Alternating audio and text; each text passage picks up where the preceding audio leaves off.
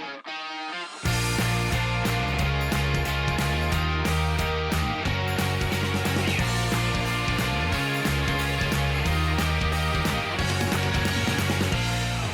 everybody, and welcome to episode number 28 of The Kickabout with me, Chris. And as always, we've got Dan and Fran with us. Oh, yeah. Hi. Right, well, hot off the press, we have some news fresh out of the government. May 17th, put the date in your diaries, people. Fans can return to stadiums on the 17th of May. Woo! Life's coming back. That's the good news. The bad news is that the last game of the Premier League season is on the 23rd of May, which means they'll only get to return for one game this season. But I mean, with lockdown plan to end completely and all restrictions lifted on the 21st of June, of course, you know, dates can change. That does mean that the European Championships may mean the ones that are hosted over here might be able to have full stadiums. I don't know. And certainly into next season will be full crowds again. Yay. Thank God.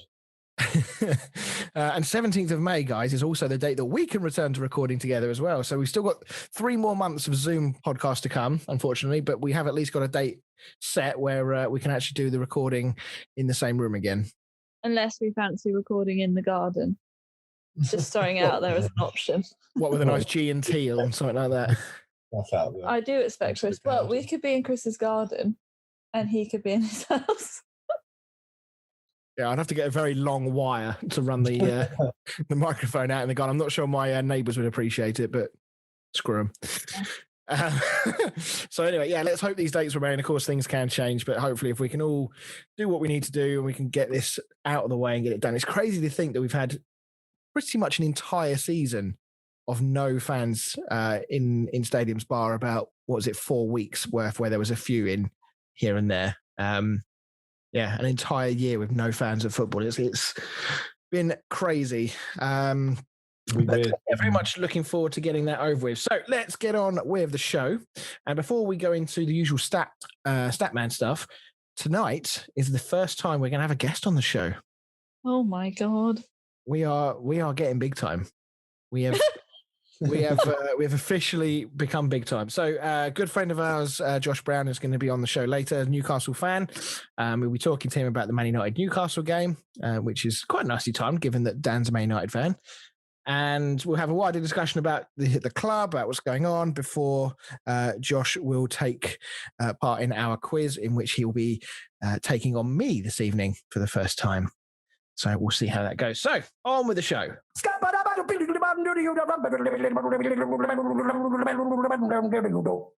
Down the stat, man. Oh God, Chris, he just sang along to it. Is it? Oh wow, it's gone full. Does he need therapy? Is it stuck in his head now? He genuinely did. That's the first time we sung to it. It's usually me. I've got quite a good one this week, I think, in my opinion. So modest. Yeah. Go on then. So West Ham's Mikel Antonio has now scored 42 Premier League goals, and every single one of them has come from inside the box. In the competition's history, only 3 other players have scored 40-plus goals, with every single one being from inside the box. Can you tell me who the other 3 are? I'm fairly certain I can name 2 of them, but I wouldn't know I'm not sure about the third. Just because the other 2 players, I've seen that stat mentioned about them before during their career. So unless they snuck one in from outside the box and I don't remember it. Yeah. Cool. Right. Okay. Well, on the topic of West Ham, let's move on to the West Ham Spurs game. And this incredible run of form for West Ham is continued with another performance that really kind of embodies everything that Moyes' West Ham are all about at the moment. Sort of quality when it mattered, but a very well-organised, dogged defensive display as well. Yeah, well, it was a quick start from West Ham, wasn't it? Yeah, in both halves. I mean, equally fast in from West Ham, but equally slow from Tottenham's point of view. I mean, they just didn't close down. There was 3 players that could have closed down Bowen for that cross, and not one of them even made an attempt to get near him to try and block the cross. And it was a bit of a messy goal in the end, but, you know, fair play to Antonio for being alert to the rebound to put it in. But then, you know, that's the kind of striker Antonio is, isn't he? He's just not in a, don't mean this in a critical way, but he just sort of gets in the way. He's just a body in the way. I mean that in a positive way. Like, no, absolutely, I agree. Defenders. Yeah, I mean, we've said this before. He's the sort of striker that can make a chance out of nothing. He can turn a bad ball into a good ball just because he's prepared to really bust a gut to get into a good position or put the defender off, chase the defenders down, whatever it may be. And you're right, that's the sort of goal that he will score. So it's his run of goals has been amazing for West Ham, not just against Spurs as that stat alluded to, but in general for West Ham. I mean, if you think about the way in which the things are going for West Ham at the moment, I mean, we've not had a recognised striker for most of this season. Antonio is not a recognised striker. He's a converted striker that's doing a fantastic job. But even when we did have a recognised striker in Sebastian Haller, I mean, you would argue that he hindered us more than he actually helped us. So it's an amazing season West Ham are having. Who is your top scorer? Is it Antonio or is it Souček? I believe they're tied. I could be wrong. Let me go and have a little cheeky look now. I know this. I'm pretty sure that Souček's got 7. I think. Oh no, I'm lying. Souček's got 8. Antonio's got 6. So yeah, which is I mean, from Souček's point of view, we'll talk about him in a second. But yeah, the corner stat. So West Ham from set pieces have been absolutely deadly, and as proved with. I think it's like 13 goals I think we've scored from set pieces this season, something like that. But one player, obviously, that has drawn the headlines is Jesse Lingardinho. Smashing it. Yeah, another... No, you can keep him. I mean, another quality performance. Celebrations. Yeah, we won't talk about that. I mean, it was a fantastic goal. I'm not entirely sure what they were checking on the VAR because... whichever way you looked at it, it was not offside. So I'm not entirely sure why it took them so long to decide. But yeah, on that, do you see anything that makes you think that Man United, that he has a future at Manchester United? I mean, he's started really well. His fitness levels are incredible. He's playing well. He's full of confidence. He's scoring goals. Has he got any kind of future at Manchester United, or do you think that the time has come now for him to move on? I mean, realistically, he's doing better than Martial. Yeah, but he doesn't play in the same position. Like if, at United, if he was going to push any 2 players at the team, it would be either Marcus Rashford on the left or Bruno Fernandes at cam. And in my opinion, he's not going to be pushing either of them out. No. I mean, I think he'd be a good bench player, but I just don't think he's going to want to come back and just sit on the bench and get sort of 5 minutes like Solskjaer gives. Not after playing every week and scoring goals at West Ham. No, I think he would be quite happy to move to West Ham permanently if the season carries on going. Considering West Ham are doing so well as well. And I think United would be quite happy to take the money, to be honest. Well, as far as I know, he's only got a year left on his contract, so there's a good chance that West Ham might get a fairly cut price deal for him as well. Would you want him? I absolutely would. I mean, I will very happily. I don't know if there's any more humble pie left after the amount of things I've said bad about West Ham this season that they've completely gone against my predictions. But if there is any humble pie left, I'll quite happily eat it about my thoughts about Lingard joining because he's been brilliant. I mean, like the way he settled into the team, the camaraderie that he appears to have with all the team already is astonishing. And he's been a revelation. He really has. So. Whatever West Ham need to do, I mean, let's say for argument's sake that West Ham do continue on this really good run that we're on and end up in Europe in some form, the money we'll get not just from that, but also from finishing a much higher position in the league should mean that in theory, it should not be too difficult to get Lingard because I can't imagine he will be on ridiculous wages. And I think that the transfer fee, I mean, 10, 15 million maybe for a guy that's got 1 year left on his contract at the age of about 28, 29. Yeah, I would have thought so. So, yeah. And then the better he plays, the more his price tag will probably go up. Yeah, but I think there is a ceiling to that. I think there is a limit to how high it will go. There's only so much you can charge for somebody who's got a year left on his contract.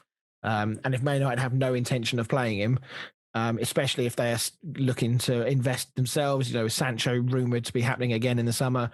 It might be funds that they think, we can actually use these funds and the wages that it frees up and go and get Sancho. Yeah. Well, we need a centre-back. I would put Sancho on hold, to be honest. Well, can Sancho play centre-back? Is he better than Lindelof at centre-back? Probably better than Magaloff. And just find out, what about England? I mean, there's been some probably silly rumours, should we say, that Lingard could get his England spot back. I mean, I think we shouldn't jump the gun too early. But has the train left the station on this one as well? I mean, given the amount of talent that England have at their disposal in the sort of positions that Lingard plays in, do we think there's any way that he plays again for England? I wouldn't say sort of never say never, but I would say that Southgate tends to prefer to go for sort of younger players. And there's so much competition at the moment. I just can't see, unless Lingard, sort of scores 20 goals or something, I can't really see him forcing his way into the England team. Yeah, no, I'm in agreement. I think that the England team, it sounds harsh because it's be unfair on Lingard, but it feels like the England team has moved on from Lingard with as you say, with Southgate's approach to who he picks and how he plays. I don't see him getting in front in those attacking positions. The players that we've got is incredible. So I don't see him particularly high in that pecking order. So I feel like it would need an injury crisis or an incredibly good run of form where Lingard is maybe given a chance in a friendly at some point to impress. I think that's the only way he gets back in the England team. I think that the two sort of players he'd be fighting against are James Maddison and Mason Mount, probably. Oh, it's not going to get in front of Mason Mount. Well, that's exactly that. Yeah, and obviously, but Mason Mount and James Maddison are having an equally fantastic season themselves. So, at the moment, as an England fan, would I want Lingard in front of those two? No, I honestly, I wouldn't. Not right now. Right. I mean, let's just talk quickly about David Moyes himself. He got so much stick when he first came back to West Ham, and he used the line "winning is what I do" or something along those lines. And we all ridiculed him for it. But I mean, money where his mouth is. I mean, he's got to be in the running for manager of the season, hasn't he? You remember when he was off with COVID, and that's when West Ham started winning, and you were like, "Stay at home, Moyes." Well, yeah, no, I mean, he clearly can do it all. He can do it from home, and the sidelines. He can do it from wherever. Yeah, and I think you've got to give him credit where credit's due, to be honest. Like, I don't think anybody would have put money on West Ham being in the top four at this stage of the season. And West Ham look harder to beat than the likes of Liverpool, Spurs and Arsenal. So, yeah, fair play to them. Yeah, and that's what, as a West Ham fan, that's what's enjoyed me the most, actually, is that we have got the ability to mix it up. We can play good football. We've scored some really good team goals this season. But defensively is where we've been pretty weak for the most part for the last few years. We've let in so many sloppy goals. But with Virgil van Dawson at the back, he's been absolutely astonishing. I mean, Watford fans must be thinking, who the fuck is this guy?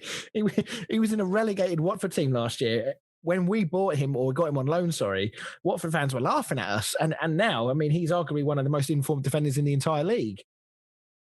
Mm. Yeah. When you signed him, I thought it was a bit like us with Cavani. I think both transfers have kind of gone the same way, to be fair. Both of us were sort of like, oh, for fuck's sake. And both of us are sort of eating our words now. Yeah. And as you say, fourth in the league. And whilst I still personally believe that Champions League is still unlikely, to me, there was this sort of sense of the Leicester season. When Leicester won the league, throughout the entire season, almost up until probably about 4 or 5 games before the end, people still didn't believe that Leicester were actually going to win it.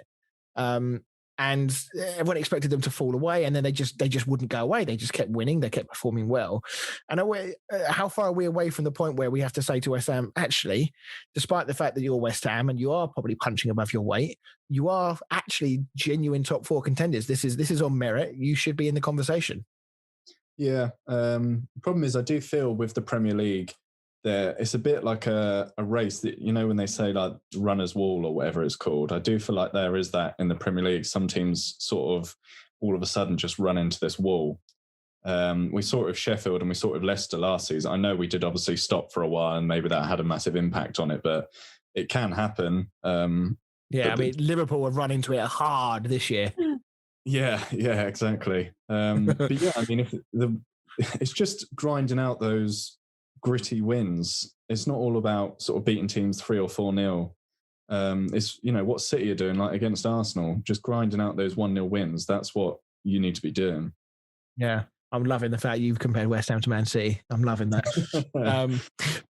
Yeah, I mean, I saw a stat that showed that West Ham, I think, are in the top 3 or 4 in all of the top European leagues in terms of the points gained in 2021. And obviously, we're second only to Man City in that. So it's in the Premier League, sorry. And I mean, even if West Ham do fade away, I mean, the platform that we have to build on from this is something we absolutely have to nail, because if we have a season like this and the owners do something stupid, they change the way they do their transfers and maybe take some responsibility away from Moyes, or something happens and Moyes isn't at the club anymore, whatever it may be, if we don't build on what we've got, then this is a massively wasted opportunity. Well, if you do, let's say you don't get Champions League, but let's say you do get Europa League, that's a lot of extra games next season. So you're going to have to build on it, especially the squad, to fit in all those extra games. Yeah, absolutely. And, we've so far anyway, we've got away with not having a striker or a recognised striker. Antonio's back in the side, and for the moment he seems fit. Whether he can stay fit for the rest of the season, I don't know. But they 100% must get at least one striker, possibly even 2 in the summer. Because if we're going to play European football, as you say, next year, there is no way that Antonio can play that much football regularly at the sort of levels that he plays at. So, but yeah, just to finish on the point of West Ham, our next fixtures will probably dictate how the rest of the season is going to go, because our next 6 are City away, Leeds at home, Manchester United away, Arsenal at home, Wolves away, and then Leicester at home. And we've still got Chelsea to play before the end of the season as well. So, I said at the start of the season when we had an equally tough run that I could see us getting 0 points. And obviously we ended up with like 11 points after a lot of those fixtures. We are going to have to do the same again. We're going to have to make sure we pick up points. Leeds is going to have to be one we're going to target for a win. Probably the Arsenal game at home, we probably need to win. And Wolves away as well. So, yeah, it'll be interesting to see how many points West Ham get after that lot. I think the game against City will be interesting. Actually, it will. West Ham, from a defensive point of view, have been superb. Away from home, we've been very good as well. So it is probably going to be an attack v defence drill for most of that game. And it's just whether West Ham can hold out, get a draw, or whether we can catch them on the break. But I think have an extra bit of motivation for that game. Sorry? Lingard's going to have an extra bit of motivation for that game. This is true, yeah. So, yeah, we'll have to see how that goes. Right, let's talk Spurs briefly. And I want to focus on Mourinho primarily. I may be jumping the gun here a little bit, but traditionally, Mourinho's third season is usually the season that things start to fall apart. Are we seeing actually the beginning of that happening already at Spurs? Problem with Mourinho, I think someone like Poch, he played attacking football, and then you've gone completely the other end of the scale and got a very defensive coach. I don't know. I think with Mourinho, I think if they gave him a couple more years and he bought more of the players that he wants, maybe he could build something at Tottenham. But I think the way football is nowadays, managers get 2, maybe 3 seasons if they're lucky and they're out. I just don't think there's time nowadays to be building projects unless, your board literally tell you that they're happy for you to build a project over a few years, pretty much like United have done. Because, Ollie could have been sacked 100 times, but I just feel like when you get a manager like Mourinho in, you want instant success. Yeah, and when Spurs built their big stadium, they then got Jose Mourinho in, and it was at the time a real sign of intent. They signed a proven trophy-winning manager. They clearly wanted to take that next big step, and at the moment, you would say that they have taken it, but probably in the wrong direction. Yes, they're in a cup final, but depending on the outcome of that, if Spurs were to win a League Cup but end up finishing 8th and not in Europe, would you class that as a successful season for Spurs? No, not at all. Bearing in mind they were in the Champions League final not so long ago, and they were finishing top 4 almost every season, pretty much unchallenged. But I think the problem with Mourinho is his success is his own downfall, really. What, because he's judged on it, or he judges himself on it? Well, I think because he's judged, you get a club gets Mourinho in, and I think their eyes light up and see sort of pound signs and titles and trophies. I just don't think, as we've been saying, there's not so much. What's that word? His reputation precedes him. What's that saying? Yeah. What's that? But the Premier League is so hard nowadays. It's not as easy as it used to be. Well, I guess it's still that conversation we've had about the top six aren't really the top six. Yeah, exactly. Like everyone's just got better, or the top six have got worse. Either or. That's the thing, isn't it? When the Premier League is really close, do you take it as, oh wow, all of these other teams have really stepped up their game, but then equally you could say, have the bigger teams got worse, as you say? Yeah, Tottenham have. But yeah, the stats are very damning on him. I've got a few stats here on Mourinho. So he's lost 15 of his first 50 league games in charge of Spurs, which is more than twice as many defeats in his first 50 league games in any other managerial stint that he's had with another team. He's now got the worst record as Spurs manager since one day Ramos, and he's actually got a worse points per game and win percentage than Andre Villas-Boas and Tim Sherwood. Granted, Sherwood only had 22 games in charge, but even so. And he's only earned 81 points from his first 50 league matches in charge, which is his lowest total at this stage in any managerial stint. And if we look back on his managerial career after 50 league matches, so in terms of points, he had 124 points with Porto, 126 in his first spell with Chelsea, 113 with Inter, 123 with Real Madrid, 114 with Chelsea, 95 with United, and 81 with Spurs. So it's certainly on a downward trend, the last three jobs that he's had. Yeah. But yes. A lot of variance in that, though. But yeah, of course there are. Yeah, about the league, back, say, sort of, when he was first at Chelsea, City weren't really a big team. Wolves and Leicester weren't up there. It literally was your sort of big six. Nowadays, he's fighting against 10 or 12 decent teams.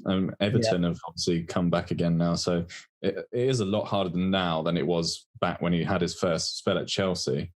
Yeah. I guess the one thing we're not seeing at the moment is the usual, the negative stuff. If I think back at the time at Chelsea, the second time when he had the big bust up with the fitness coach, I think it was, and it all got very messy. At United, obviously, it was the big thing with Pogba. We've not seen any evidence of that yet. He's had a few issues with Dele Alli. There's been a little bit of niggle with Gareth Bale over the last month or so, but I wouldn't say I'm seeing any signs that he's lost the changing room yet. I don't know if you guys... No, I don't think the players have turned against it. I think every player is still out there fighting for him, other than probably Dele Alli. Yeah, and the other mention there was Gareth Bale. Now, actually, I thought that when he came on, he did make a big difference on the weekend. In the second half, Spurs were very good. He almost scored an absolutely brilliant goal on the half volley. But what do you make of his time at the club so far, guys? It's certainly not been the swashbuckling displays that we thought perhaps we were going to get. Yeah, I don't know if you saw. Did you see his Instagram post? I think it was last week or the week before when he said great training session or whatever. Oh, so this is what I was referring to when I said he had a bit of needle with Mourinho, because Mourinho said he was injured or something, and then Bale posted that he'd been training. Yeah. And then Mourinho said that Bale still wasn't fit to start starting games. And I was thinking, well, we're over halfway through the season and he's still not ready to be starting games. Yeah, it's an odd one. I don't know what's going to happen at the end of the season once the loan finishes, but as things stand, I'll be surprised if Gareth Bale's still at Spurs next season. As things stand. So right, okay, let's talk about Liverpool against Everton. So a huge result for Everton, first win at Anfield since 1999, and it was a deserving one as well, wasn't it? Yeah, they dominated. Yeah, a very highly contentious penalty at the end, plus a very early goal from Richarlison. So let's start our chat about the penalty. And what are your thoughts on the penalty itself and whether or not it should have been given? I thought it was very harsh. I think sort of Trent slid in for the original shot and got nowhere near it. And then obviously Calvert-Lewin's had the shot, the ball's come back, and Calvert-Lewin's he's run straight over the top of Trent, but then you do see Trent sort of lift up his leg. Yeah, but I don't know if that was just generally in the movement. Yeah, I don't know. The thing is, I think the ref has looked and VAR have looked at the lifting of the leg more than him just tripping over the top of him. Yeah, I don't know. I mean, his leg would have been the furthest part of Trent's body away from Dominic Calvert-Lewin, and he was already over at that point because he was trying to jump over Trent's sort of head, wasn't he? I mean, he needed him in the back of the head as he went over. But I mean, the thing that surprised me the most was when the referee went over to VAR, because usually in this situation when VAR says to the referee, we think you should go and take a look, it's because they think the decision should probably be overturned, but they want the referee to go and do that himself and go and have a look. And he must have spent like a second, like if that. I mean, he barely looked. He looked at one angle and didn't even watch the entire replay through, because on the cameras you could see what he was looking at. And I found that absolutely bizarre. Yeah, well, we were talking at the time, didn't we? And neither of us thought it was a pen. And yeah, it took like 2 seconds to decide that it was a pen. So it was a bit strange, but I just don't see where Trent can go in that situation. I mean, he's slid in to try and make a block. That is obviously not a foul because he's got nowhere near Calvert-Lewin. The shots come in. I mean, what's Trent supposed to do? Is there meant to be some kind of trap door underneath the ground that he can just sort of suddenly fall down to get out of Calvert-Lewin's way? Yeah, and it's the momentum from his first shot that has taken Calvert-Lewin over the top of Trent. I mean, luckily it didn't really have too much impact. It's not like, it was 1-1 and that won them the game. Luckily, it didn't really have too much impact on the game, but we have seen these sort of decisions where it does have a big impact on the game. Yeah, I could imagine if it was 1-0. Klopp, my God, can you imagine the interview after the game? I think Klopp might have gone and burnt his house down or something. So, but yeah, as you say, overall it made no difference. Everton were very good value for the game. They controlled the game. They looked good going forward. And frankly, they just did what they needed to do to win. And this up and down form sort of continues for them, doesn't it? Yeah, it's strange. They sort of beat teams like Liverpool. I mean, they're a bit like us, actually. We do exactly the same thing, but they're just, it's strange. At the start of the season I thought they were really going to be the team to beat, but I can't really pinpoint what it is that makes them so up and down, to be honest. I don't know what it is either, because 1 minute they're really good like they were in this game, and I think they also were very good against you guys when they drew 3-3. And then we've seen them turn in some absolutely horrid displays. I mean, they were very lucky to beat Sheffield United. They got beat by Newcastle comfortably as well. And when you watch those displays, it's almost like there's just a real lack of effort and passion. So I don't know whether it's just like motivation levels, focus. I really can't put my finger on what it is. But regardless of what it is, they are still very much in the hunt for that top four and for the Europa League. Yeah, they are, which is good. I am enjoying this season, that the fact that there's so much competition, and it's not a foregone conclusion. Other than you're sort of starting to look like a foregone conclusion. Yeah, I mean, I suppose the big question is that what impact will the fans coming back have next season? Partly, I'm actually quite happy that the rest of the season is going to play out with no fans, apart from the very last game of the season, by which time you would think that most of the big things that happen, relegation, winning the league, would have probably already been sorted by then. So I'm kind of happy that doesn't come in and impact what's going on, so that we get a kind of fresh start with the fans next season, in effect. But it will be very interesting to see, how next season goes. I mean, do we think we're going to have an equally close season? Do we feel like we're going to see another big reshuffle of the pack as teams now have to get used to having fans in their stadium? I think fans will have an impact, especially on the bigger teams. Because it has been very neutral, Old Trafford's not really been Old Trafford this season. I sort of dread playing at home so far this season, prefer to play away. So as long as the other team gets a 1-goal head start, you're fine. I honestly hate that. I know obviously we turn it around 90% of the time, but it's so frustrating. Yeah, but I mean, in terms of the win, I mean, you can see what it meant to Everton. I mean, I thought to myself, they're going a bit overboard here. But then I thought, you know what? This is a derby. This is a massive rivalry. And we love rivalries and derbies in football. So, yeah, fucking, go for it. 22 years since you last won a game at Anfield. So good on them for celebrating. Sorry, go on. No, I was just saying fair play to them for celebrating in the way they did. I think absolutely they should. It shows a lot of passion.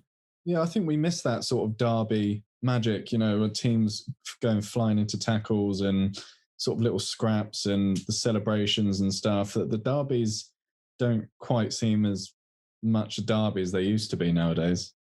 It's weird though, isn't it? Because even at our level, I mean, I wouldn't say you're too young to remember, but when I was sort of 18, 19, the local derby Way Valley against Headley was a huge affair, and it was always a crunch game.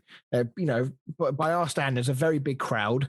There was lots of tackles flying about. There was lots of needle and niggle and lots of arguments, etc. But these days, if you think back to the last game we played against Headley, where I think they beat us 2-1, I think it was.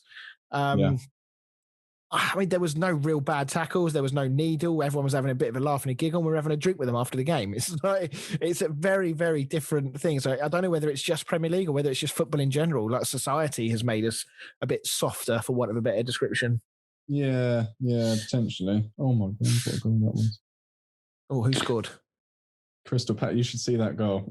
Watch that Crystal Palace goal if you get the chance. Who are they playing? Brighton. It's Brighton, isn't it? Yeah, Brighton. Okay, so is that 1-0, is it? Yeah. Nice. Cool. So, right, let's talk Liverpool. Now, obviously, we've spoken about them at great length recently. And I don't want to cover too much old ground if we can get away with it. But they have equaled now a club record of 4 successive home league defeats, which that record was back in 1923. Graham Souness said on Sky Sports that it was a shadow of a Liverpool team. As a Liverpool supporter, I am deeply disappointed by my team. It didn't look like they had any aggression, fight, or energy about them. Liverpool used to be horrible to play against, but now everyone wants to play them because they are an easy touch. What do you make of that? I mean, he's not really wrong, is he, at the moment? No, and Danny Murphy said easy touch is a bit much. Danny Murphy said on the day that, you can no longer call it a blip. Like, they are sort of falling down a mountain. Yeah, and I do think that crisis is a word that often is thrown around in football a little bit too haphazardly. I feel like it's, you lose a couple of games, all of a sudden someone's in crisis. But for me, and bear with me on this, I actually do genuinely think there is a crisis going on at Liverpool now, because it's not just one issue that's causing this. And this is why I think it's going to be very difficult for Liverpool to actually recover, because if we'd analyse the reasons that people tend to say are the cause of Liverpool's downfall, a lot of people will point to injuries. Now, the 2 big ones are Van Dijk and Gomez, because they're the ones that have been out for the longest and have caused probably the most disruption with the selection. If Van Dijk and Gomez came back fully fit tomorrow, are we saying that that everything's going to be fixed again? I don't think it is. I don't think that's going to sort anything. There's been too many changes in team, not just in defence, in midfield as well. Granted, that's because some of the midfielders have had to drop back and play in defence, but they've had 18 different centre-back partnerships this season now, after Henderson went off at the weekend injured, which is another issue for them. I do think Thiago's been detrimental to the team, and I feel like there's almost like this requirement, or because Thiago is such a good player, that you come under this pressure to play him.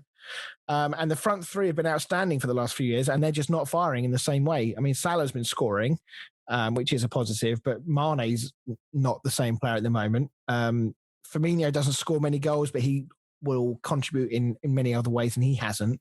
And it's strange to say, but they're really missing Jota. Yeah, they are. Both Wolves and Liverpool. This is true, but I just don't think there's a one fixes all approach here. I think that there's multiple things that Klopp needs to fix with his team to kind of get them back on the right path. I think with this season for them, they've just got to ride it off and almost make sure they finish in the top 4, get Champions League football, and then just start again next season. Obviously, get your players like Van Dijk and that back. But this will show Klopp that missing a couple of key players, and they are frail. They're vulnerable, yeah. I mean, they're 17th in the form table for 2021 for this calendar year. There's a real danger. I mean, football is a funny thing. When teams are in bad patches of form, it's often the case that you look at it and you think, I can't see them. I can't see them winning a game, let alone getting in the top 4. I mean, at the weight they're going at the moment, they'll be lucky to be in the top 10 by the end of the season. But football does have a very funny way of suddenly, if someone flicks a switch and all of a sudden it clicks again. And if the front 3 of Liverpool in particular suddenly start finding a little bit of form, then they can absolutely get back in the top 4. But they definitely need to do it sooner rather than later, because if you look at the table, it's beginning to look a bit... I mean, they are now 9 points off of second and third place, and 5 points off of fourth place. And whilst that's not, certainly to fourth place, that's not a big gap. But if Leicester, Man City and United keep winning and pulling away, then the best they can hope for is fourth. And there's about 4 or 5 teams chasing that position right now. Yeah, they've probably picked one of the worst seasons to fall out of form, to be honest, because there's so much competition for those European places. But I think if I was a betting man, I would put money on Liverpool finishing in the top 4. I think they will regain some sort of form that will keep them up there. Yeah, no, I agree. So let's talk Fulham, Sheffield United then. Like waiting for a bus, 13 games without a win and then 2 come along at once. Yeah, and starting to catch Newcastle's tail now, aren't they? Yeah, it's going to be an interesting conversation with Josh later about this. With, as you say, 3 points now separating Fulham and Newcastle. I mean, it's a win that you probably feel, does it condemn Sheffield United now to the drop? I think so. I mean, I think we say this every week, don't we? As Sheffield definitely relegated. I don't think we're going to be changing our minds anytime soon. I think they are definitely going down. Yeah, I mean, they were showing signs of life. They've now lost 3 on the bounce, and more importantly, the gap now to Newcastle is 14 points, having made a little bit of inroads in getting it back. But then the games they've lost, the Fulham game was a huge game. I mean, they've had some tough games recently against West Ham and Chelsea, but they lost to West Brom and they've now lost to Fulham. So if you can't, they beat West Brom, beg your pardon. But if you can't beat the teams around you on a regular basis, you're not going to stay up when you're in this position. I know we'll obviously talk about it in a little bit, but I do think they were hard done by in this game. Yes, yeah, they were. But we'll get to that, as you say, in a moment. Let's just keep the talk on Fulham for the moment. Ademola Lookman, he's been in good form for them this season. I think it's gone under the radar actually, just how much of almost like a mini talisman he's been for them. It's been a very disappointing season for Fulham, but Lookman has been a bright spark, and he turned in another good performance here. Got the only goal of the game, and as we say, they're now chomping at the bit. They're sort of nipping at Newcastle's heels now, aren't they? Yeah, I think the thing with Fulham is they have looked good their last few games, and they're not a team that I sort of go into as a fan thinking, oh, we'll definitely beat these, because I think if, the only reason Fulham haven't been winning games, they've just not really had the luck go their way. And in this game, the luck definitely did go their way, because they weren't outstanding, but they got the job done. Yeah, no, I agree. To be honest, the game itself was kind of what you'd expect from a Fulham Sheffield United game. It was a bit scrappy, not always full of quality. And we have said, that a couple of wins for those teams down the bottom and things can change quickly, and it very much has done. And now, there's now an 8-point gap between West Brom and Fulham now. So it's looking equally bleak for West Brom as it is Sheffield United. So on the flip side, let's talk about Sheffield United. As you say, things could have been very different. There was a very controversial moment in the game that left Chris Wilder absolutely scathing. I'll have to try and find the quote while we're talking about this, but I know that he said something along the lines of that the Premier League won't have to deal with us for much longer. Basically sort of saying that he's expecting to get relegated, but actually he's quite happy to get away from all this VAR bollocks. Mm-hmm. So let's talk about that incident involving the Fulham goalkeeper and Jayden Bogle. What do we make of this one, guys? What do we think? Honestly, I think if you stuck 100 neutral fans in a room and showed them it, I don't think you'd find one that would say it's a penalty. Would say it's not a penalty. Sorry. Yeah, and the scary thing is that this was actually given as a foul on the goalkeeper. Yeah, I don't. I literally have no idea how they get some of these decisions. How do they have that many screens and stuff on it and come up to that conclusion? The thing is, the foot that he did get the ball with wasn't even the foot he was trying to kick the ball with. No, exactly, because the way in which he's gone down, his right foot is the one that would do the kicking there. I mean, apparently the VAR and the referees have basically said that it was a 50-50 challenge. The goalkeeper had made the save. He was going to make it. His legs were there. And effectively, that was the reason that they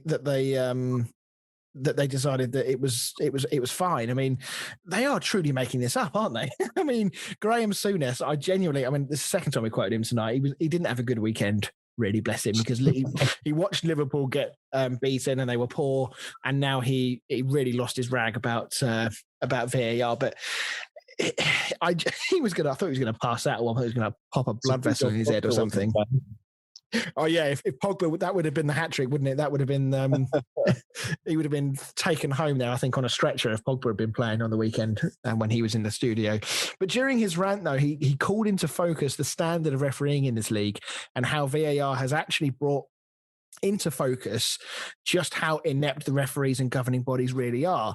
I mean, there were no English referees at the last World Cup, and we're seeing crazy decision after crazy decision that are actually being made by the referees and then being backed by the referees watching it on VAR, such as, the Souček red card the other week, for example. I mean, do we agree with him? Do we think that that this has actually showed the referees in a much bad light, and it's actually brought to the fore how bad they are? Yeah, I honestly don't know. I think everybody, me, you, everybody listening, anybody I know, even if you're probably not even into football, could have made that decision and given a penalty. So I don't understand how these referees that, are paid to do this job just don't make these decisions. Yeah, I mean, are they scared to make them because are they scared of the backlash they're going to get from fans and media? Well, I feel like, if anything, VAR helps with that because you can look at it and make sure that you're making the right decision. If anything, if VAR didn't exist, it's a tough decision because I could see that going either way. If it was just from instinct and, the referee might not have had the best view of it, you could probably be like, well, yeah, fair enough, he might not have seen it. But when you can look at a computer screen and look at it with 20 different angles and slow it down and speed it up, you've literally got no excuse not to get that decision right. Yeah, no, I agree. And there was some alarming similarities, with this challenge as there were with the Pickford one on Van Dijk earlier on in the season. And Chris Wilder actually said that I'm delighted that my right back is on the coach with us tonight because he could easily have been somewhere else. And yeah, you could just see in his demeanor, he was like, I'm so fucking done with VAR. I'll take relegation. I don't mind. Just get me away from VAR. I think especially for the older managers, it's probably just a pain in the ass, isn't it? Yeah, I mean, he's seeing a game that he's grown up with completely and radically changed, and not for the better either. So I think we can all collectively say we feel your pain, Chris. But it's. I think back to how it used to be without VAR. Every team we would always talk about referees. There'd always be a contentious offside. Generally speaking, there would be very few absolute clangers in terms of really bad decisions where it is so blatantly obvious you're at a loss to understand how the decision was made. Usually they got it, there or thereabouts right. But now, I just don't get it. Is it the standard of referees are just really, really poor now, or are the rules now making it harder for referees because their interpretation of the rules are making their decisions for them rather than they're just common sense? Yeah, I think it's a mixture, but I think it's poor refereeing, and I think the rules change every season because the flaws are sort of exploited in them, and I just don't think anybody has a clue what's going on, to be honest. No, it is going to be really interesting to see what happens because there's been I would say this has been the worst season for VAR so far. I know we've only had it for a couple of years, but the changes they've made have made things quite considerably worse. And I'm going to be really intrigued to see what they do in the summer as to whether or not they make some sweeping changes to try and put things right. I think I'd prefer it to just be a bit more basic. I think it's too they're trying to get every single decision right, and they're getting most of them wrong. I'd prefer it to just be a bit more basic and just get the clear and obvious ones right, which is what it's supposed to be. It's supposed to be correcting clear and obvious decisions, but it's not. Yeah, but I mean, I guess the problem with that is that ultimately what's clear and obvious to one person is not going to be clear and obvious to somebody else. You know, there is always going to be interpretation from the referee involved. You know, one referee will think that one thing is a yellow card, another referee might think it's a red. So there are always going to be issues with that. But if that's the case, then why bother involving VAR at all? Because if all you're doing is creating another set of another person doing their own interpretation of it, then you end up in a worse situation than you were when you started, and you just wasted 5 minutes of the fans' time sitting there wondering what's going on. So yeah, I don't know. Anyway, right, let's go to a break. When we come back, we'll have Josh on the show, and we'll go through all the listener segments and talk about the United Newcastle game before getting on to football with Fran. We'll see you in a minute.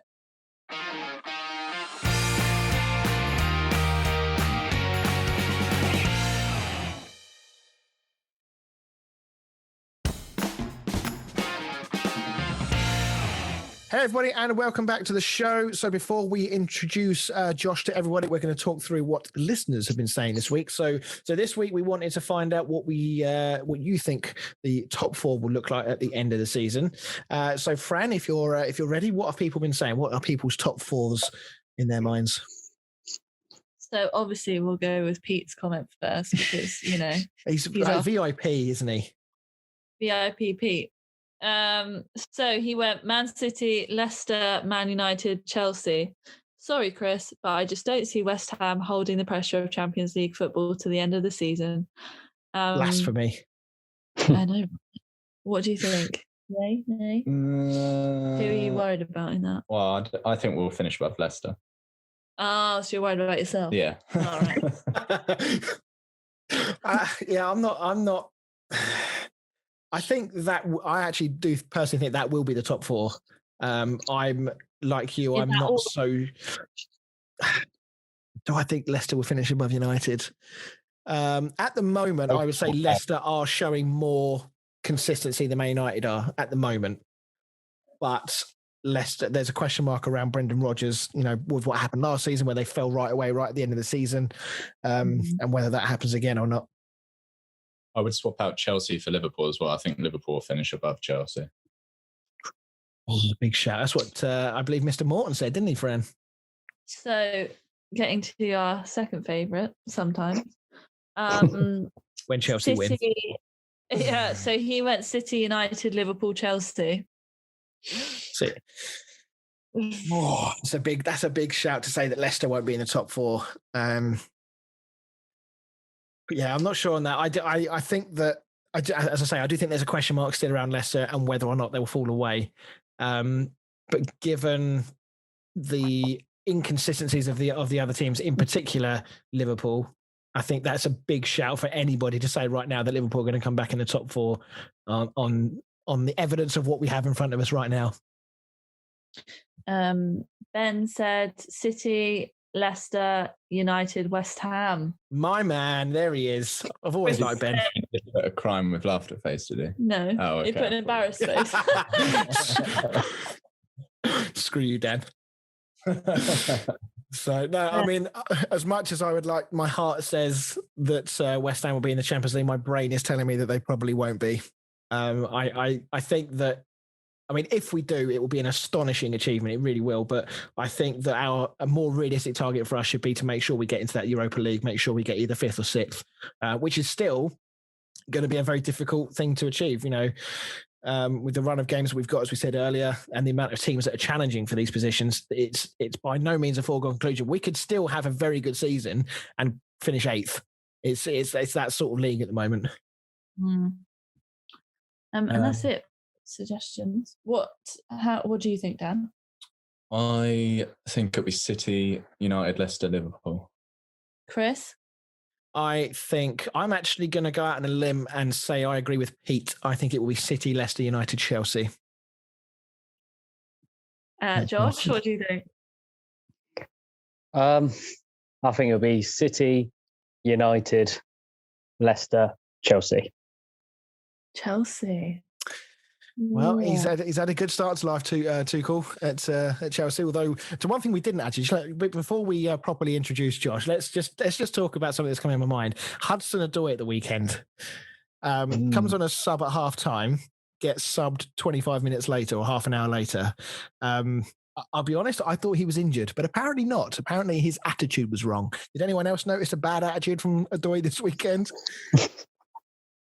Not really. I mean, I watched that game as well. I didn't really. Yeah, it's a strange one. I mean, Hudson-Odoi looked as puzzled as we did, I think, when he came. I think he thought in his head, he was like, is that my number? No, surely that's a mistake. It's always embarrassing, isn't it, when you come on as a sub and then get taken off?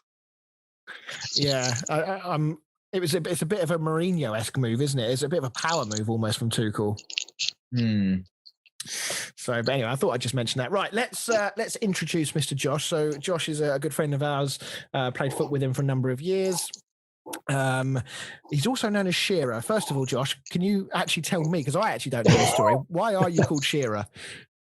Oh, well, when I first started playing football when I was younger, I was very shy and I wouldn't talk to anybody. So the coaches didn't know what my name was. So the only way that they could kind of communicate with me was with my shirt on the back said Shearer, and it's kind of stuck ever since. Oh, right, okay. I mean, everybody's got those players that they've played with at our level, where you spend years playing with them and just calling them by the nickname, and then somebody go, "Oh, is Ben turning up today?" And you go, "Who the fuck's Ben?" Oh, you mean that guy? Oh, right, okay. And it's the same with you, Shearer. I played with you for a number of years, like when we used to have the Sunday team. Yeah. And I literally, every time someone said Shearer, I was like, I knew who it was. And then I looked on the team sheet, it said Josh Brown. I was like, who the fuck's that? So anyway, cool. Well, we cleared that up. Let's dive straight into Manchester United Newcastle. A perfectly timed guest on the show as a Newcastle fan to talk about this with Dan being a United fan. So Josh, why don't you talk us through, first of all, your point of view of this game? Was it an opportunity missed here? Because United probably, were they there for the taking? They certainly weren't at their best this weekend. I personally think that we didn't play too badly. There are signs of improvement, but I personally don't see that as being Steve Bruce's doing. But I think first half we were all fairly quite even.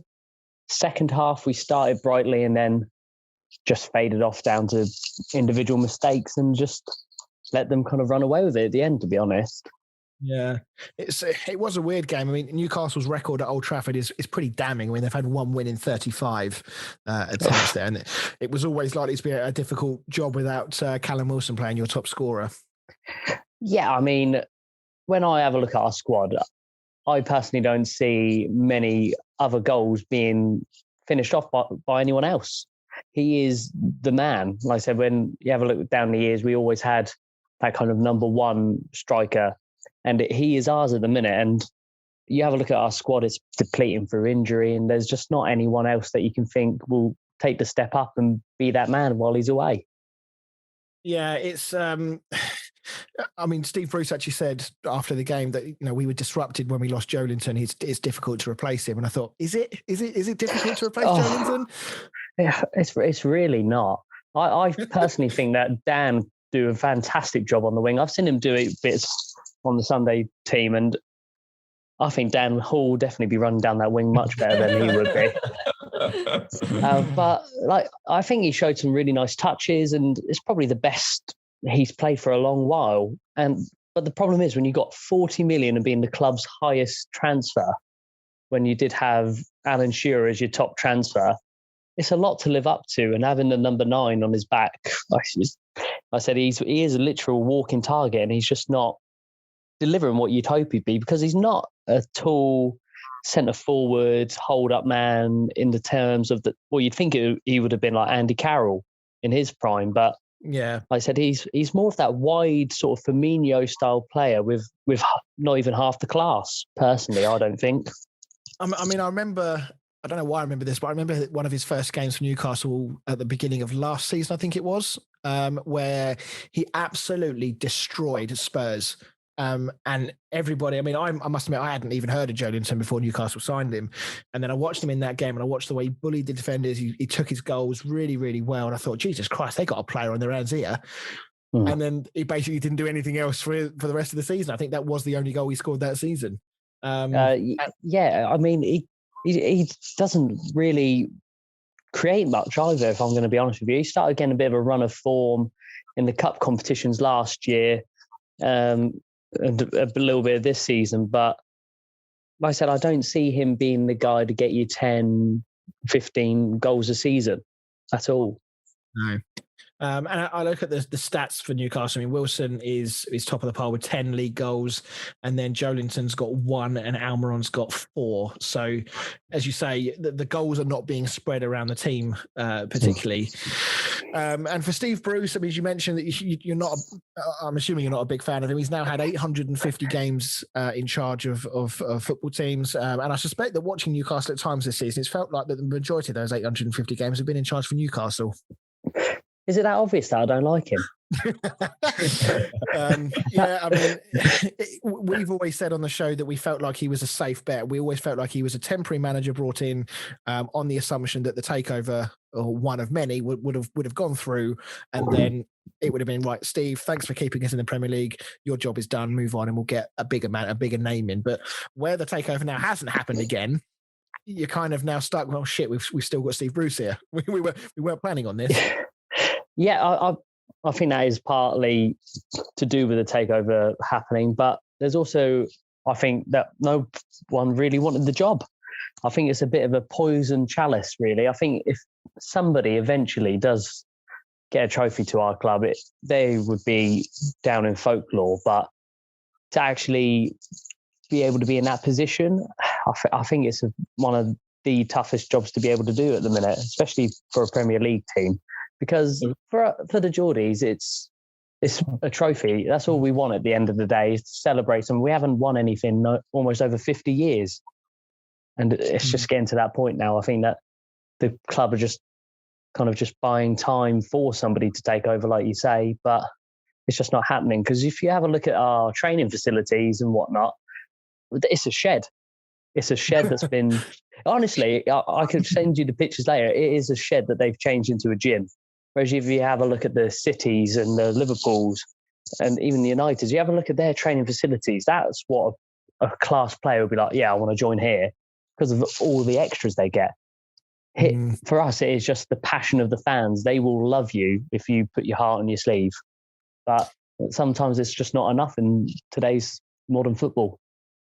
Yeah, very much so. It was looking up when you got Benitez, but going to Steve, it's kind of like going from Guardiola to Roy Hodgson, isn't it? I think you've done Roy Hodgson a very much of an injustice there. But I think, like I said, with Rafa, I loved Rafa. Like you say, I think if you had a look at we had Alan Pardew, John Carver in before that, and after that, and I think the players obviously look at it and be like, and Steve McLaren to add on to that, you have a look at the kind of style of coaches that is, then all of a sudden you're getting a Rafa Benitez brought in, taking you from the Championship into the Premier League to get an 11th place finish, I think it was. For me, I would be in awe. And that's what I think the players were, especially the defenders, because he's such a tactician. He's so rigid and he makes sure that each player knows what their job is. And that's what he'd done. He purposely selected the players that he wanted for the Championship to do that job. He then got a couple of extras for the Premier League to make sure that they can do the job there. And you have a look, Steve Bruce has probably got, I'd say, 80, 90% still of Rafa's squad.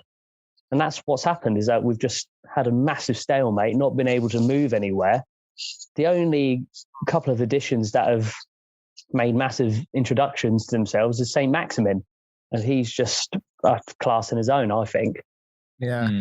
I mean, things are looking a little bit, I wouldn't say bleak, but they're certainly not looking great right now. 3 points now between yourself and Fulham. I mean, we've been saying on the show for a little while that teams do need to be quite careful of these teams below them because, 1 or 2 wins and suddenly everything looks a lot different and people are really looking over their shoulders. So with Fulham's win at the weekend, they've now turned the spin. How worried are you as a Newcastle fan of falling through that trapdoor again? Oh, very, very worried. I'm kind of in the mindset of kind of just accepting, I believe, that we will be in the Championship next season. Just because, for me, Fulham are on the up. They fight for every ball. You can see that from Scott Parker. He's that type of player who's a bit nitty-gritty, get lads stuck in. And I said, I think they'll get results, and I think they'll get themselves out. Well, I mean, they've won now 2 of the last 3. They've only lost 1 in their last 6. So certainly their form is on the turn. Newcastle have won 2 of their last 6, so they're not in absolutely dire form, but they certainly need to turn that around if they want to get away. Dan, let's come to you quickly for your feelings on this game. I was quite surprised to see Daniel James get a start, but rewarded the selection and got a goal and an overall fine performance. When I saw our lineup at the start of the game, I was dreading it. Like the fact that we had Matic starting. And to be honest, I think Steve Bruce outdone Ole Gunnar Solskjaer tactically. I think the only difference in that game was the quality of player. I think if the players had been on the other teams, I think Newcastle would have battered us. Yeah, we've said this before about Solskjaer, haven't we? That often at times, because of his lack of tactical awareness, it's purely the quality of the players that continue to bail him out. And again, this wasn't a convincing performance, especially defensively at times with the SS Maguire and Lindelof at the back. I just look at that United defence, and I can't quite understand why, as a unit, they don't perform better than they are, because it's not like you're changing the team defensively every single game. There's the odd change here and there, for example. And United are very unlikely to sell Maguire given the fee that they paid. I don't understand. Why isn't Bailly playing? Because he looked like he was coming back to form, and then they dropped him again. Yeah, I don't know why Bailly doesn't play. I think with Lindelof and Maguire, you've got to play one or the other. You can't play them together because they're both the same type of defender.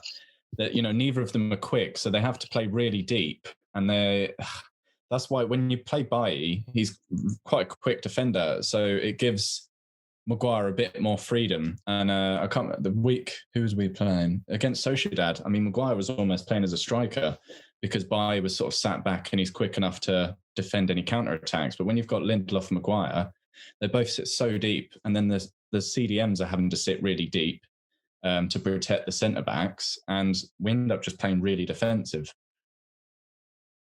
Yeah, as I say, it was a strange performance, and the goal came from a defensive error. You would say it was a very unconvincing header away from Maguire, and nobody else really reacted.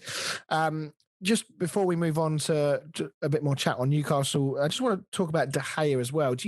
In your opinion, Dan, is he still the goalie that a club like United want or need to kind of climb back into the top of the tree and start winning trophies again? Do you think he's still got that superstar quality about him, or do you think you need to replace him?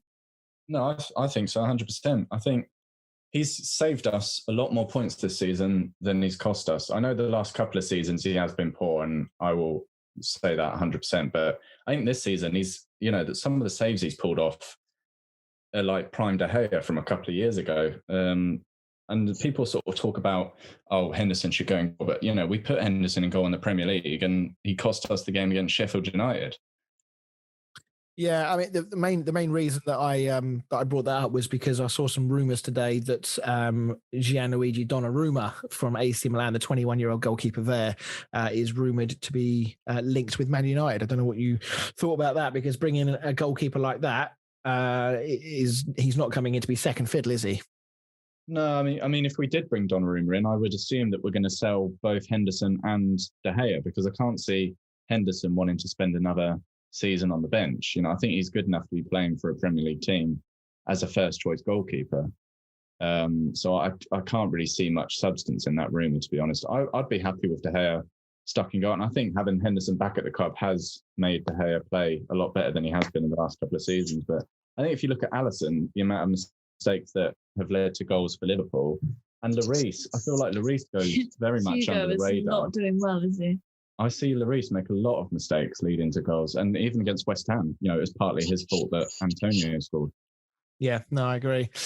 Right, okay, let's move on to just talk a bit more about Newcastle.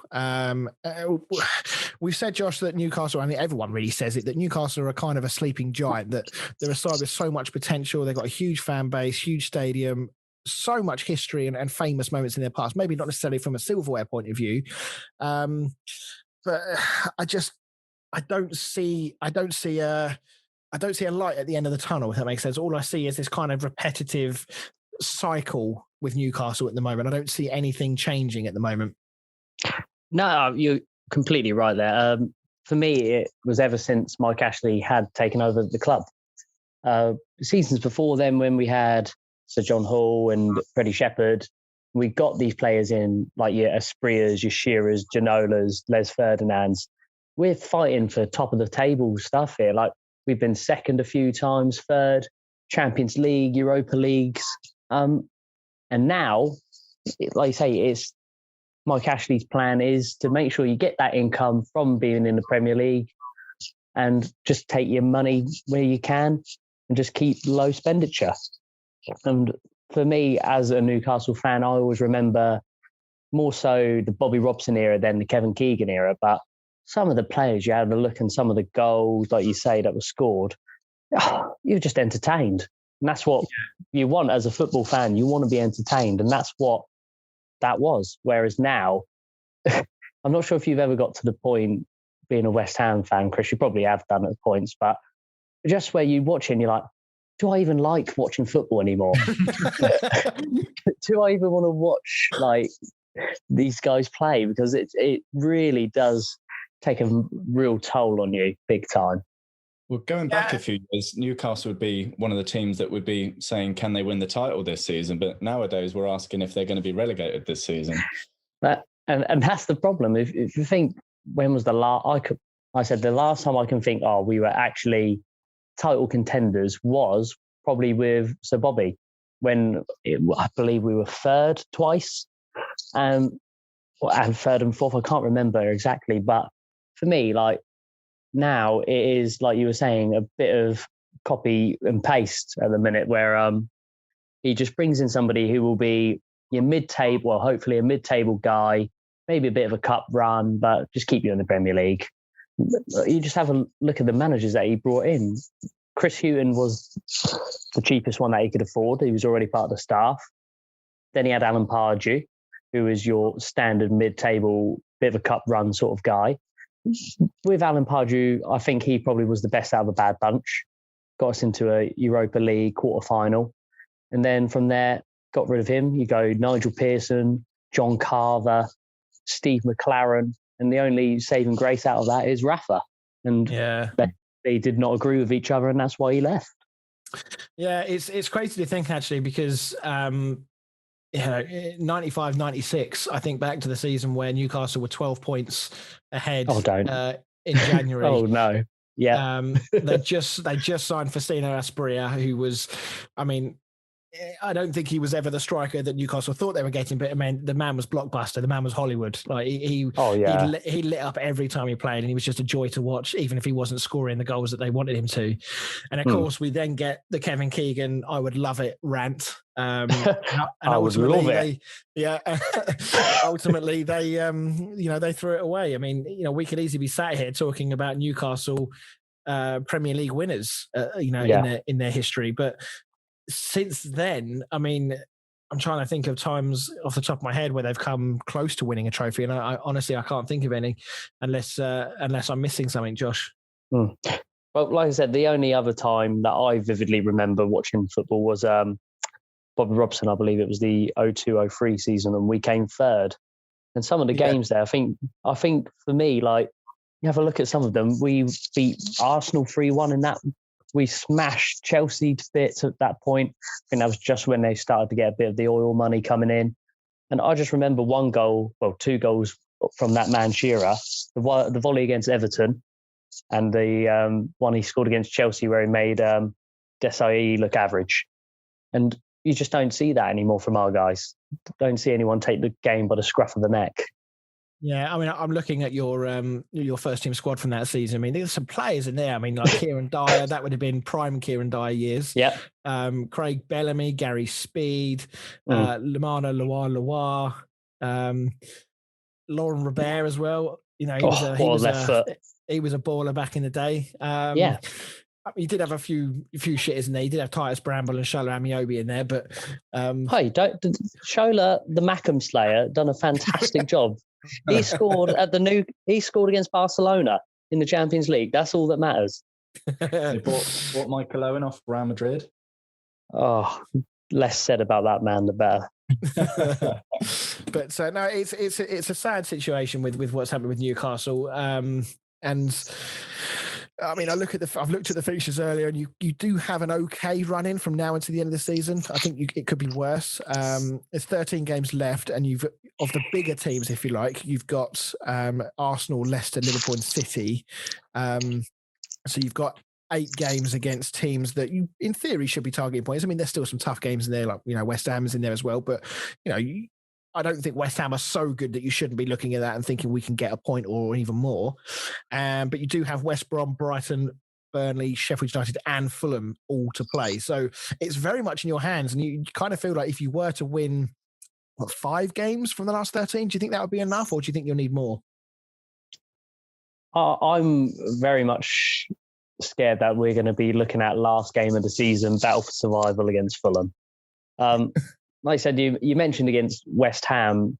I remember speaking to you after the first game of the season. We played you and we won. And how completely different do those teams look now from when that game started? And like I said, I think that's the problem, is that Steve Bruce kind of almost got a bit ahead of himself, thinking, like when he had a certain amount of games in charge, he was being compared to Rafa. And everybody was saying, oh, yeah, look. Even the pundits were like, see, Steve Bruce doing a great job. He's done better than Rafa. And I think people are starting to kind of see clearly now that that's the reason people were comparing him to Rafa, is that he's not doing as good of a job as you think he is. Really, I really struggled when all the pundits were backing him, because especially I think Jermaine Jenas kind of hit the nail on the head the other day during the punditry. He was saying about that the last 5-6 games have been a bit of an improvement. And I really believe that they have been. But as I mentioned earlier, I solely believe that is not Steve Bruce doing. And I believe it's the new coach that we've got in, who was part of the Bournemouth team and been working with, I think it was Roberto Martinez when he was at Wigan, when he's at Belgium. And I think it's solely down to him that we've changed our style of play and everything. Yeah, I mean, I watched you against Everton, and I was really impressed. I mean, I thought you guys were absolutely outstanding. I mean, Everton themselves were poor, but by and large, Newcastle made them look poor. They worked really hard. They had quality where they needed. Obviously, having Callum Wilson up front helped, because he was on fire and he took his 2 goals brilliantly well. And it's I suppose as a Newcastle fan, it must be so frustrating when you see performances like that, and then you see kind of the performances that you have put in this season where you've just not turned up. And that's the problem. There's too many games too far between the great performances that we put into the not so good ones. I said the last kind of good performance bar the Everton game I remember was probably the Liverpool game, when Carl Darlow had the game of his life. And for me, that's the problem. You've got to struggle to think back to when there was a good performance, because for me, Bruce kind of changed all different tactics, his positioning, the formation, the players, and I think there's too much tinkering gone involved there. And he's just now got a coach who said, right, we'll set up this way, we'll press this way. And then, like I said, we've started to see a bit of change finally. Yeah, no, absolutely. So, I mean, in what's been an ultimately fairly disappointing season for Newcastle, who would you say have been your sort of standout performers this season? I don't think you can kind of look beyond Callum Wilson. I said I believe, is the only reason we're not in the relegation zone, because of his goals.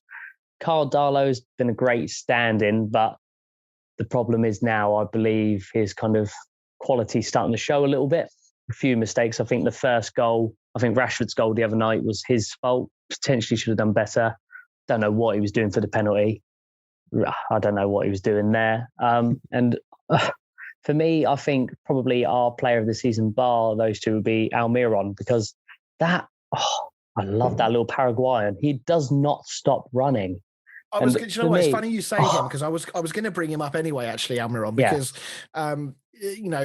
it's easy to cast an opinion when you're not watching a player week in, week out, like a fan of the team will be.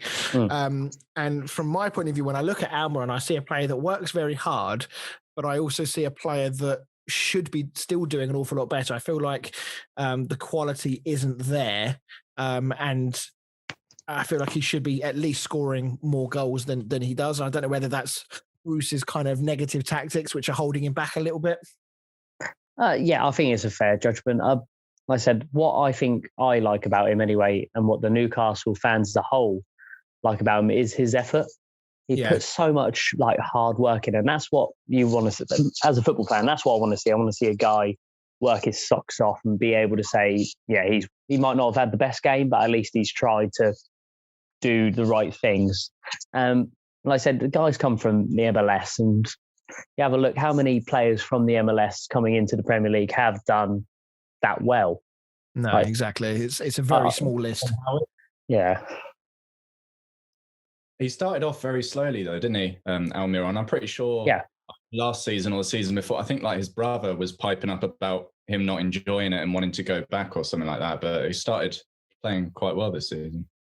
Yeah, when Rafa brought him in, obviously he was at the time the top transfer that we've got in since Michael Owen. And I think same again, kind of put a bit of pressure on you. But then, like I said, I think Rafa started to get a nice little click going on there. You had Rondon, Perez and Almiron up front. And you have a look at those three compared to what we've got now. And I think that's what we're missing. Like I said, Rondon is that centre forward who is going to take it down, bring others into play, whereas big Joel Linton isn't going to do that. Like I said, now we've got the added attacking of St. Maximin.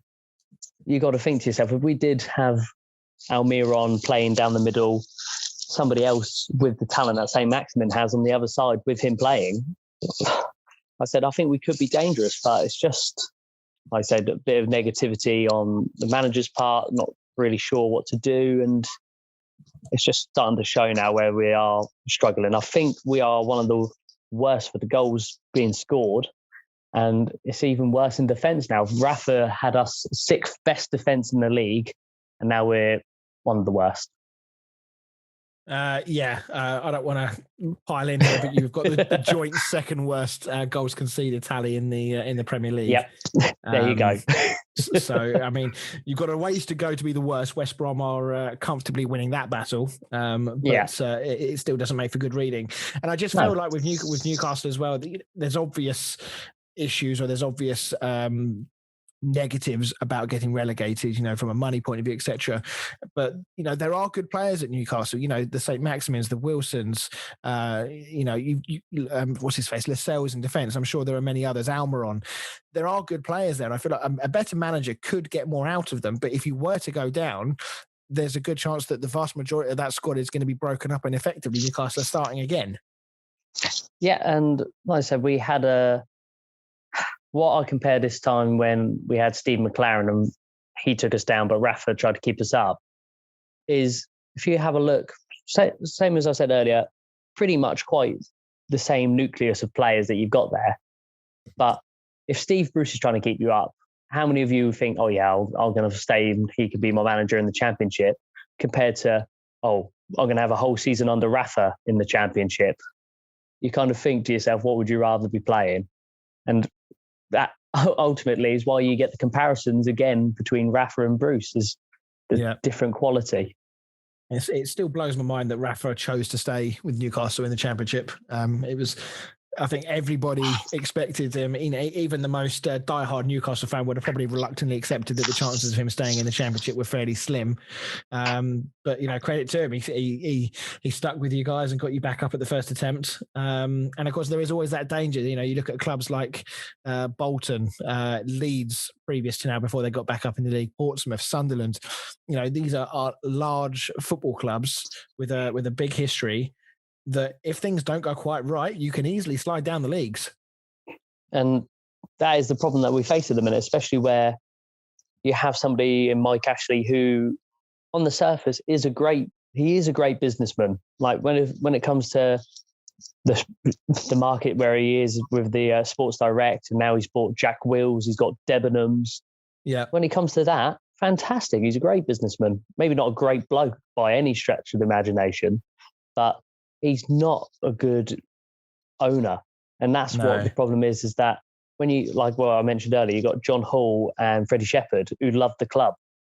You could see that from the way that they presented themselves, who they got in as managers, who they got in as players. You could see that. Under the Mike Ashley era, it's always been like a slight bit of negativity here.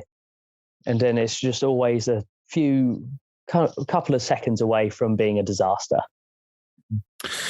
Well, I hate to end the Newcastle chat on a negative, but we do unfortunately have to move on.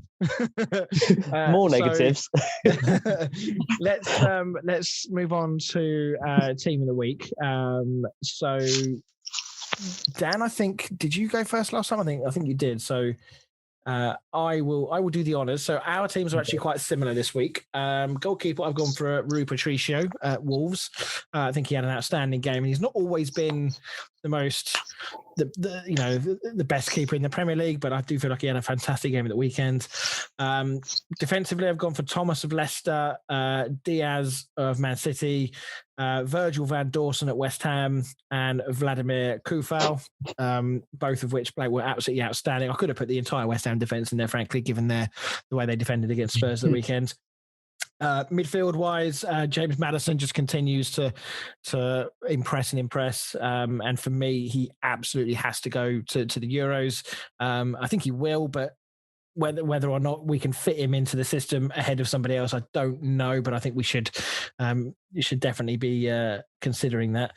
I've gone for Fernandinho in midfield. I had a very good game. Looked very assured, and Lingardinho's in there as well. And then my front three, I've gone for Ademola Lookman. As we said earlier, he's had a good season in an underperforming Fulham side. He's been a bright spark for them, and he was good again at the weekend. Rashford and Harvey Barnes, another one who's been very, very good this season for Leicester.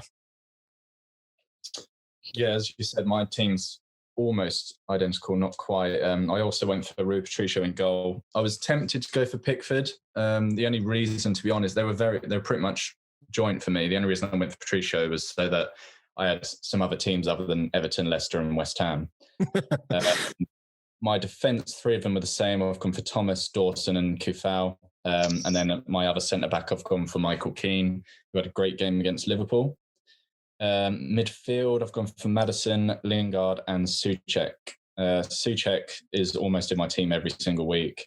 For a CDM, he's a hell of a player, especially from the Czech Republican League that no one had ever heard of. So, yeah, what a player he is. And then my front three, I've gone for Ademola Lookman. He's having a great season for Fulham. I've gone for Richarlison, who absolutely destroyed Liverpool. He was causing them problems all night long. And I went Rashford up front. Just because I feel like Rashford gets a lot of criticism because he's one of these players where he has these off games and then all of a sudden he turns up and he'll score sort of 2 or 3 goals or get the assist. So I thought he had a good game against Newcastle in a game where we were very average. Yeah, no, I wouldn't disagree with any of those picks. It's funny you say about the Souček one. I almost included him just purely for the fact that he clashed heads with somebody, split his face open, and then got up and tried to defend the shot from Kane. I mean, he's just so hardcore, and I love the fact as well when Kufal later in the game. So obviously they're very, very close, being from the same national team. I think they also played Slavia Prague together. Kufal went down. I think he was only winded, but Souček came running over like he'd just been hit by a car, like he was on death's door, like trying to get him in the recovery position, like genuinely really fearful for him. And I think that just endeared himself to West Ham fans even more, that he just seems like such a top guy. And I did a bit of reading into his backstory as well. He's got such a weird half to where he is now, in that most managers when he was a bit younger wanted nothing to do with him. They thought he was gangly. They didn't think he was good enough on the ball. And then slowly 1 or 2 people started to give him a chance. And every time he has had a chance, he's taken it with both hands. And Slavia Prague wanted to build their team around him. They didn't want him to go, but the 16 million that we paid for him, was actually it's a record. So he is the most expensive Czech Republic footballer there's ever been, or from the Czech Republican League.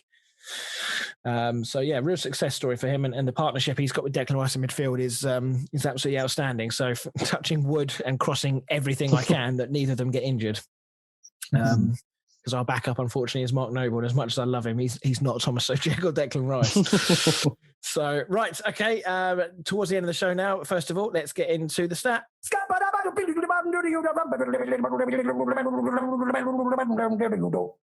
Down the stat, man. All right, Chris, you reckon you know two of them, but for Shearer's, he hasn't heard this. So Mikel Antonio has now scored 42 goals, Premier League goals, and they have all come from inside the box. In the competition's history, only 3 other players have scored 40-plus goals, with every single one of them being inside the box. Can you tell me who they are?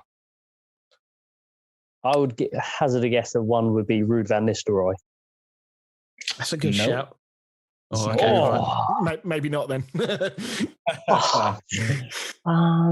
So the 2 I've got in my head, one is to me very obvious just because he spent some time at West Ham recently, and that's Javier Hernandez.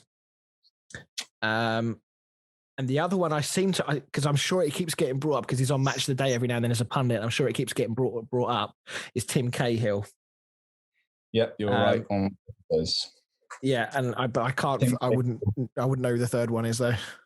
Cahill scored 56, and Javier Hernandez had 53, and the third one is still playing in the Premier League. Still playing in the Premier League, eh? Come on, give us a clue, Dan. Come on, we can get this. We can get 3 out of 3 here. Well, if I give you the team, I'm sure you'll get it, but I'll give you the team. It's Man City. It's a Man City player. Why can't I think of this? Surely not Aguero, is it? It's not, no. Jesus? It is Jesus with 45. All of them in the box. Wow, okay. To be fair, I didn't even think he'd scored that many goals for Man City, let alone all in the box. Right, okay, so we are about to get into the first official round of football with Fran. And excitingly, I know everyone's ready for this. I've got a new jingle. I promised you a new jingle and I have delivered. Oh my God. It cost me money earlier, but I think it'll be worth it. Are we ready? Yes.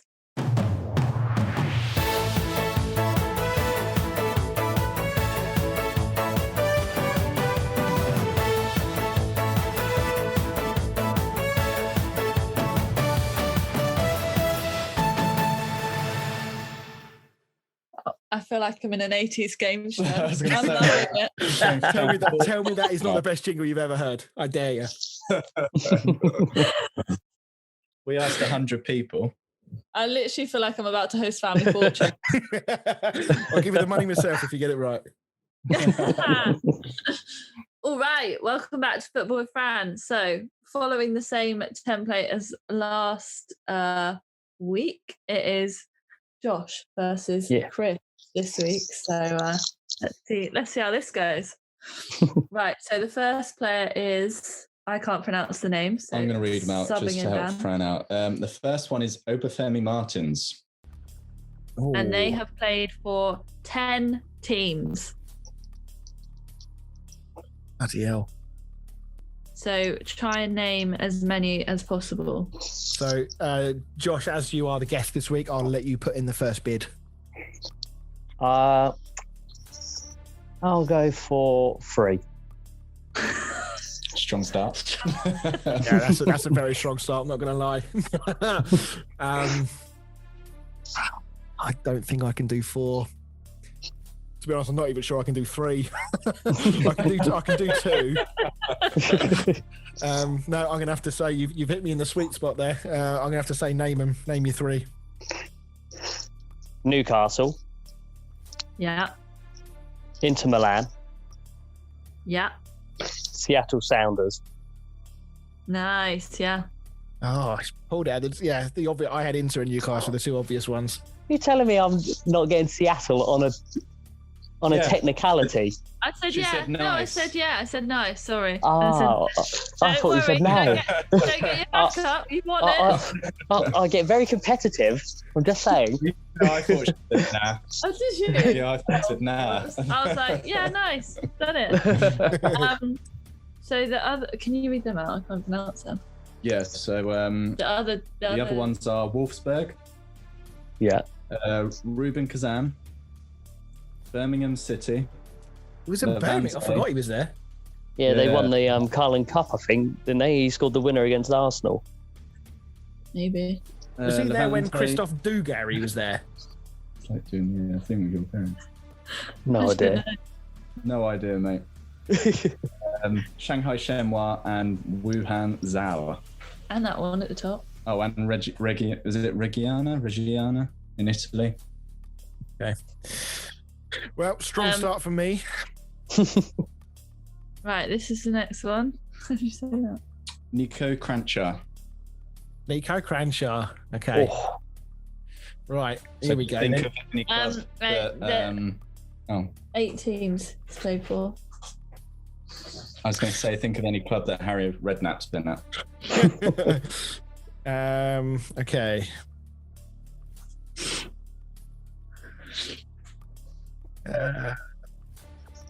Any think- thoughts?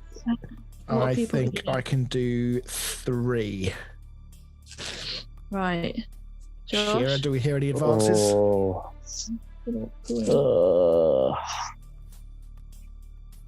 Name it. Ooh. Okay. Come at me, Chris. Right. Portsmouth, Yeah. Spurs. Yes. I'll be honest, this is where it gets a little fuzzy. I was kind of hoping that Shearer might have a 4th and go for it.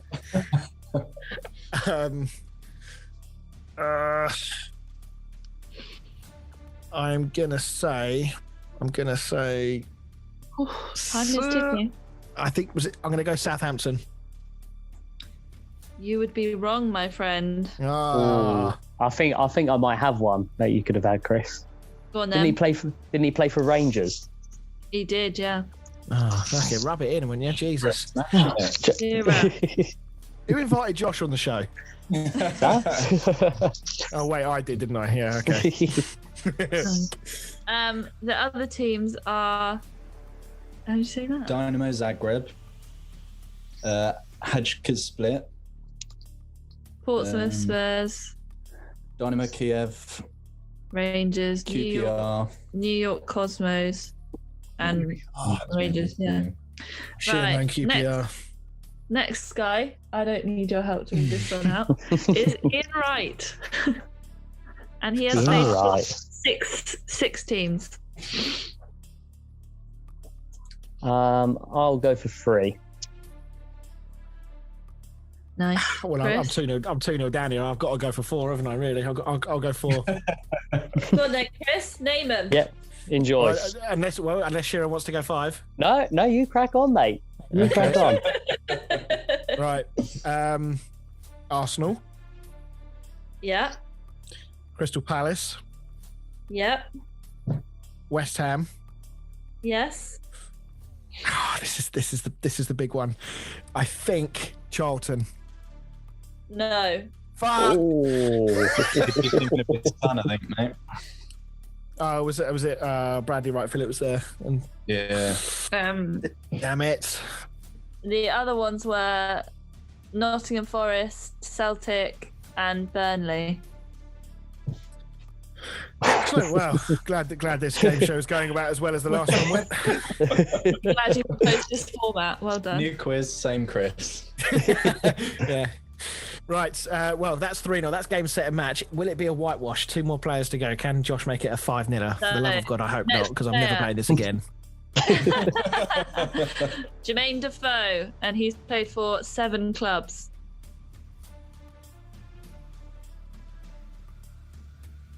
I think 10 or something. What's good here and might help you is that I can pronounce all these club names. That helps. Right. Shiro, what's your bid? 4. Ooh. Oh, Christ. Christ, Chris. 5. To be fair, he's got nothing to lose. He's already won it. Exactly. Chris, go on. Well, no, can Shira go higher? Can you go 6? Oh, can you go 6? Ooh. Tempted. Got nothing to lose. I'll give it a go. I'll go for 6. Right. Go on then. West Ham, Yep. Tottenham, Yep. Sunderland, Yep. Toronto, Yep. Rangers. Yep. Is that 5? That's 5. Yeah, you Five. need one more. Oh, I went to Mill Chase. I can't count. Final one. Oh, jeez. I reckon it's just some sort of mid-table team. Aston Villa. No. Oh, Portsmouth was the one you didn't I say. forgot Pompey. Jeez. So the one That's I had all of those except for I had Pompey, but the one I didn't have was Toronto. I knew he played out in Canada for a Canadian team, but I couldn't remember who it was. How could I forget Portsmouth? And then he also played for Bournemouth. Oh, he went on loan there while he was at West Ham. Oh, it could have been a full house. Rangers. Yeah, Sunderland. That's it. Right, whitewash avoided. Get in. And the last one is. Oh gosh, what's the name of the last one? Hold on. Technical difficulties. Technical difficulties. Oh, Teddy Sheringham. Oh, He has played for 9 clubs. So, Shira, your bid first.